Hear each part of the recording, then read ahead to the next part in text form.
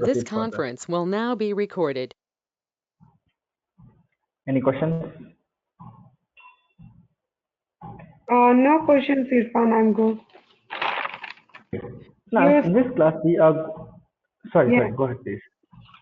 No. I'm just telling that last time you said one. Excuse. Last time you said about only IT information, right? Yes. Yes. So we have talked about the IT infrastructure, what exactly comes in IT, or why the services, why does the company need the services, how the services can be delivered, and each and every stuff. Correct? Yes. Okay, let's proceed further. So now in this class, we are going to talk about how do the companies works in real time, and how do we know that how we have to survive. So let's proceed further like this. So imagine that this is a company. Okay, let's say this is a company. For instance, let's say this is an example as we have taken earlier, HSBC. So now, as we discussed, HSBC, the company domain is banking and financial, correct? Yes. Now, HSBC have multiple branches across the globe. It's not like HSBC is operating from only one specific place. It has multiple offices across the globe, correct? It has branches in India, it has branches in US, across North America, Asia, and many countries, correct? Yes. So imagine that one HSBC bank is spread across the globe and it has branches over the specific locations. And for instance, let's say it has a branch in Phoenix, Arizona, and they have a branch in San Jose, California, and Newark, New Jersey, and Toronto, Ottawa, and one branch in Hyderabad, and one branch is in Mumbai. Okay.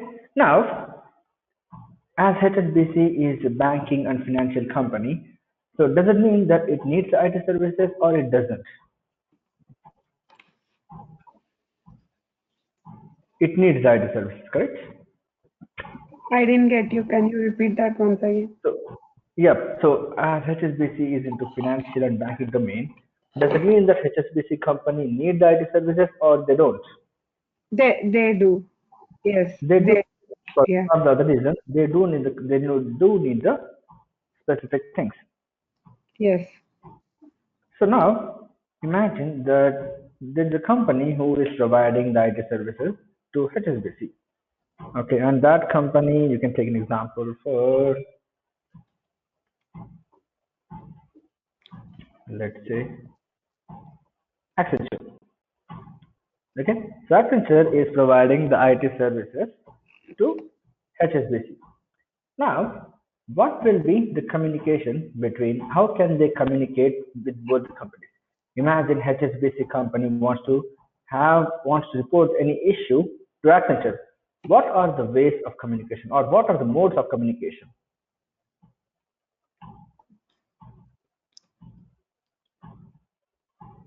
Can you give at least? How can they interact with each other? Through meetings. I'm sorry? Meetings. Yes. Okay. Imagine that you are using any Verizon or AT&T network, and at some point you are not able to use the internet. How do you react? How do you contact your service provider?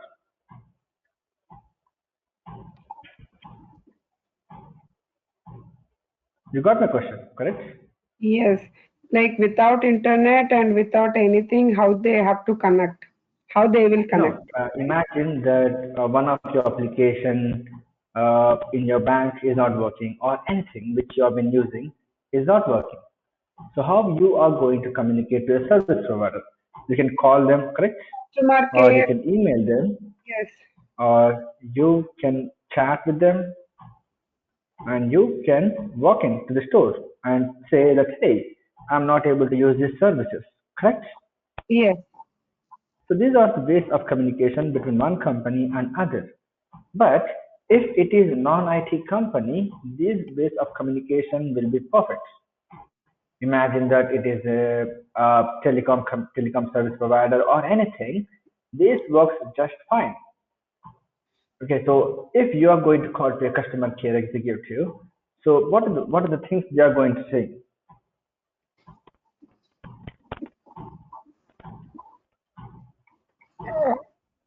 Like So my, imagine that I'm going to call to the customer care executive. The first person I'm going to get is I'll be connected to the IVR, correct? And yes, then I'll be providing some inputs and waiting for the customer care executive to pick up the call, and it will be waiting list for 4 to 5 minutes, and then after quite a hustle, I will be able to connect with the customer care executive, and then you are going to explain them the scenario that hey, I'm not able to connect to the internet, so blah blah blah. There is a hectic process involved in here, right? yes, So there is a lot of time invested, lot of effort, and you cannot able to track anything. So if it is for a support or if it is for a non-IT background, this works fine.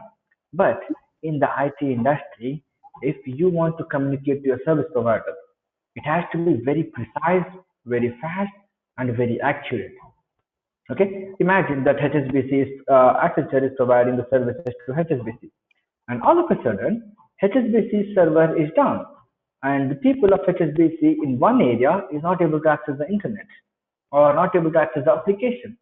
If they are not able to do that, millions of transactions are going to be stopped, and lot of things, lot of deposits, lot of withdrawals, everything will be stopped. Correct? yes, At this point of time, if HSBC if a executive is going to report the issue to the Accenture team, he can't wait for 5 minutes so that I provide the inputs in the IVR and wait for the customer care executive to speak up, then tell them the issue. So it will take 5 to 10 minutes of time, and I'm waiting that much of time. Correct? yes, And the person who has received the issue, I'm not sure whether he has recorded it, whether he has started working on it, what is the status, what is the update. I don't know anything about it. Am I right? yes, So in these kind of scenarios, if I'm going to work for an IT organization, these modes of communication will not help us. In these kind of scenarios, we are going to use the ticketing tools, or you can call it as ITSM tools. And do you know the full form of ITSM? Information Technology and Service Management. And ServiceNow is indeed one of the best ITSM tools in the market currently. Okay? okay. Any questions so far? Um, so these tools will come like Jira, create Jira ticket, everything. Exactly, exactly. It is a similar tool like Jira, but in an advanced way. Okay. Okay? So after a higher in the Jira, you can able to report the issue. That's it. Correct? Yes. But in ServiceNow, you can do everything. It is only the ITSM services that been provided in Jira. But in ServiceNow, you can use ITSM, ITOM, ITAM, ITBM, and a lot of things. Okay? Okay. Now, understand the perspective as Accenture is providing the IT services to HSBC. And imagine that at one location of HSBC, Newark, New Jersey, a few individuals, few users can't access the application. Okay, so now what exactly they have done is they are not able to access a specific application. So what exactly they need to do is they need to report it to the Accenture people, correct? As Accenture is providing IT services to them, so they need to report the issue to the Accenture team. And if they are going to do it, they are going to report the issue to the Accenture team. Who will be the first point of contact in Accenture? for the people of HSBC? Uh, as you said, the service management team will approach them. Yes. So from HSBC, one set of individual will be reporting the issues to the Accenture people. So now Accenture people need to look into those issues, right? And the first level of contact or the first point of contact in Accenture team is going to be L1 support team. Okay, or you can call these people as IT help desk people or IT service desk. Okay, so these people are the first level of contact for the Accenture team. Their main purpose of providing the support is they will try their level best to solve the issue. Okay, so they will try their level best to solve the issue. But These as are imagine the that, customer care services. I'm sorry. These people, L1 support will comes under customer care service or something which is different from customer care. No, no. The customer care executive will be for for the telecom provider services or any kind of thing. That is Oh, for non-IT people. But here in the IT, they are not customer care executive. They are the L1 team, okay, help desk team. okay. Okay, so they will try their level best to solve the issue. And as I said here, they from Newark, New Jersey, few people not able to access the application. So they will ask the individual saying that, hey, what is the issue? Have you tried doing this? What is the password you're providing? And if the password is incorrect, they will reset the password for them. And so the issue gets resolved here. Okay, but imagine that Accenture is providing the cloud infra services to HSBC. So cloud infra services like Azure, DevOps, and AWS, Oracle, and many more. So is it possible for one individual from the L1 support team to learn all the technologies in the market and still sit on the L1 team? No.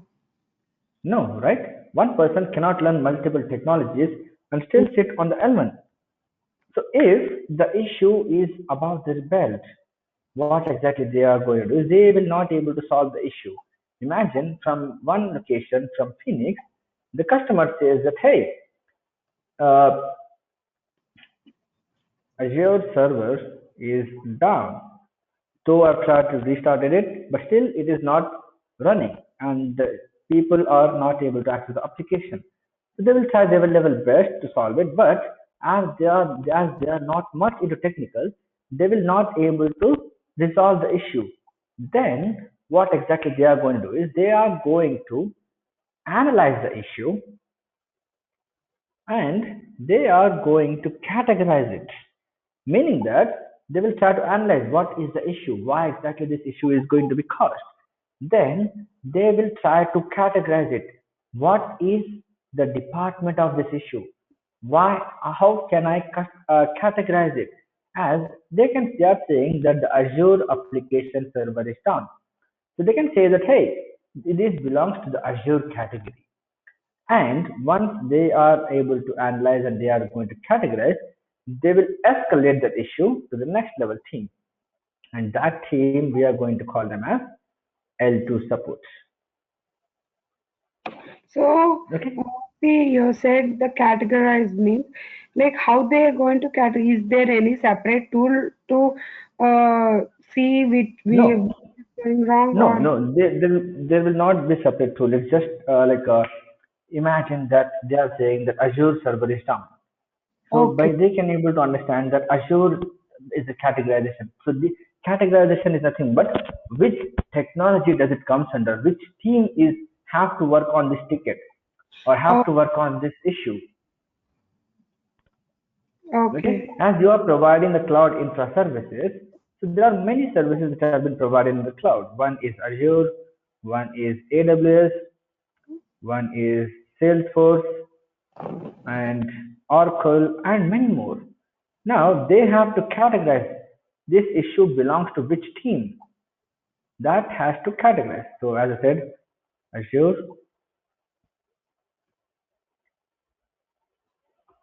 DevOps, AWS, Oracle. Oracle. Yes. Now they need to understand which this issue comes in which team, or which team has to handle this issue. Then, once the issue is been categorized, they are going to assign that issue or report that issue to the next level team. They are mid-range developers from 3 to 8 years of experience. And once they are being reported, they will try their level best to solve it. Okay, so Azure individual, the mid-range people who are, it depends on the team size and depends on their free time, they are going to assign within the team and they are going to start working on the specific issue. And once the issue has been fixed, they are going to report to the customer back saying that, hey, your issue is been fixed. Now the application is up and running. I have accessed it and I've checked that it is fine, working fine as expected. Okay, so now the issue is been solved. This is how they are going to interact. And few times, even the mid-range developers will not able to access or not able to resolve the specific issue. Then they will reach out to the next level of team that is called tier 3 team or L3 support.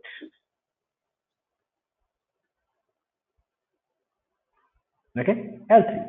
And these people are nothing but the SMEs.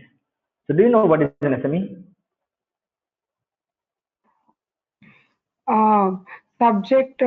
Subject. I know that actually. Okay. Subject matter expert. Yes. Subject matter experts. So these people are nothing but the subject matter experts, meaning that they are expertise in their skill set. So every team has one SME, Azure team have one SME, and DevOps team have one SME, and AWS team have one SME, and Oracle team have one SME. I'm sorry, I'm bad at designing. I apologize. No problem. I can easily understood that. Like after when I see this image, I can easily understood this. This is good. Okay. So now, here, if the issue is not able to solve with Azure team for the L2 support, they are going to contact their SMEs saying that, hey, so if there is an issue and which needs to be fixed, and I've tried my level best, but I'm not able to do that. Can you please look into the issue and help me out in solving this issue? Then the SME depends on his availability, depends on his schedule, will try to solve it or uh, say or guide their executives saying that this is how exactly you're going to do, follow the steps and all of the stuff. Okay, so then they are going to do and solve the specific issues. Okay, now once they are fixed it, they are going to report to the customer back saying that, hey, the issue has been fixed and you can able to view it and you can able to see and you can able to confirm. Oh, these SMEs can directly go to the customer and they can Yes, say, yes, okay. any person can able to go to the customer back and provide the specific information that this Oh, is what exactly I have done and it is working fine as expected. okay. Okay, so all of these things, where exactly things are going to happen, these are going to be done in one of the tools of ITSM. Might be you can take Jira, you can take BMC, you can take HPSM, or you can take ServiceNow. So all of this effort or all of these transactions or all of these operations will be handled in a specific place, that is ServiceNow. Okay. Any questions so far? Yeah, I think I'm good. Okay. So anything you want to question or anything which I need to answer or something like that? So, welcome to service now. Which part Hmm. is like service now job have to do with? Which You are wearing multiple hats. You are wearing your hat of an admin, hat of a developer as well. So it depends on the requirement you need to decide. So as so a ServiceNow developer or a ServiceNow admin, you have to build a platform. You have okay. to enhance the team. You have to enhance the configurations, do the changes, customize the platform as per the needs or as per the requirements. So we are going to talk step by step. We are going to talk what exactly we are going to do, what are our daily tasks, what are the tasks which have been assigned to you. Each and everything we are going to do. We are going to understand. So L1, so in L1, we are like ServiceNow people will stay in L1 group. No, we are not part of any of these groups here. Okay. It is just to understand the perspective. How does Okay. Of the platform works? How does the IT works? IT industry works? ITIL works. okay. Okay. So we are not fitting in any of this category. Our job is to build a platform, make sure that the users are satisfied with the needs of the customers or the customer satisfaction for ServiceNow application. That's the goal.